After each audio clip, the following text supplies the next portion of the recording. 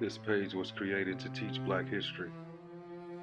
Unfortunately, the American educational system was designed to exclude our real historical account, so we are here to dismantle it. It's time to enlighten those of us who have been kept in the dark. I too was a Black man who didn't know enough about our own history, so I began to dig deeper and do my own research. I want people of all races and cultures to join together to learn our history as one. Here, I will share all of my findings. Please share and support teaching Black history.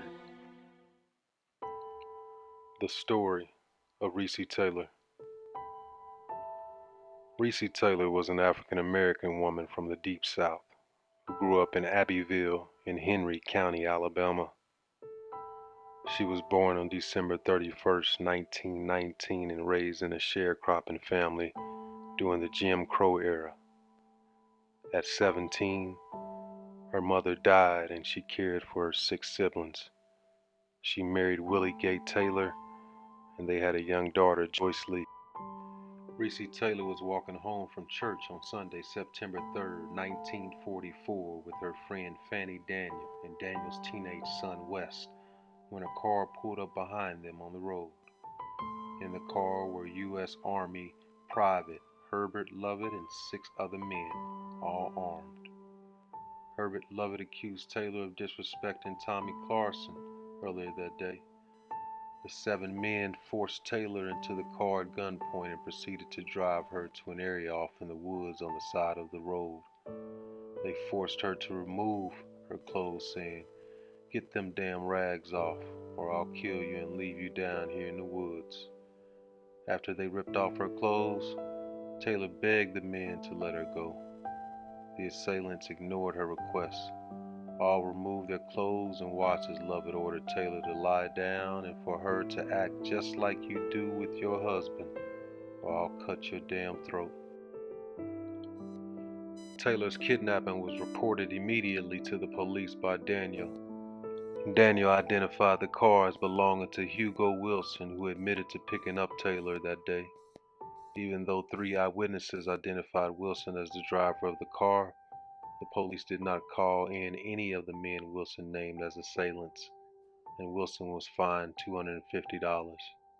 The Black community of Abbeville was outraged at the actions taken by the police, and Taylor's refusal to remain silent about the brutal rape led to organizing in the African American community on behalf of justice and civil rights. The NAACP sent down their best investigator and activist against sexual assaults on Black women, Rosa Parks. Parks took the case back to Montgomery, where she started to form support for Taylor. Parks and her allies formed the Alabama Committee for Equal Justice for Taylor. The group recruited supporters across the entire country, and by the spring of 1945, they had organized what the Chicago Defender called the strongest campaign for equal justice to be seen in a decade. The grand jury hearing took place on October 3rd, 1944, with an all-white, all-male jury. After 5 minutes of deliberation, the jury dismissed the case. In the months following the trial, Taylor received multiple death threats and her home was firebombed. Taylor, along with her husband and child, moved into the family home, where her father and siblings would help protect Taylor from other death threats. Benny Colbert took guard in a tree every night with a gun, guarding Taylor and her family until daybreak. Taylor and her family assumed they would live the rest of their lives in fear. After Governor Sparks launched an investigation, Sheriff Gamble was interviewed again about the measures he took to ensure justice on the behalf of Taylor. Gamble falsely claimed that he started an investigation and that he had arrested all the men involved in the rape 2 days after the assault. He also accused Taylor of being a whore around Abbeville and that she had been treated for venereal disease. Later, other white men from Abbeville identified Taylor as an upstanding, respectable woman who abided by the town's racial and sexual morals. Investigators interviewed the rapists, and 4 of the 7 men admitted to having intercourse with Taylor, but argued that it was consensual. Others, including Herbert Lovett, denied knowing anything about the attack.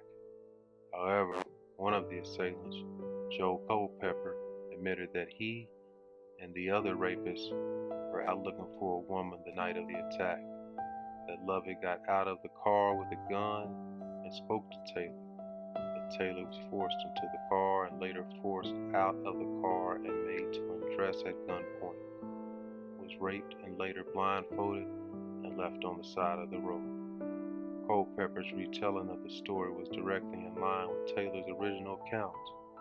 However, even with the information in several assailants' testimonies, the Attorney General failed to convince the juries of Henry County that there was enough evidence to indict the 7 suspects.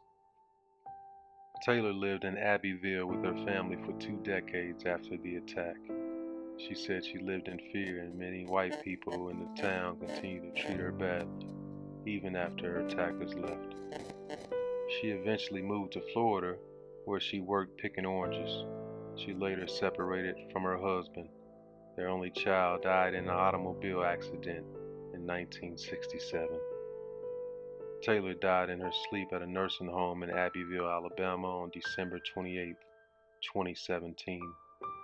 She was buried next to her daughter's grave at New Mount Zion Free Will Baptist Church.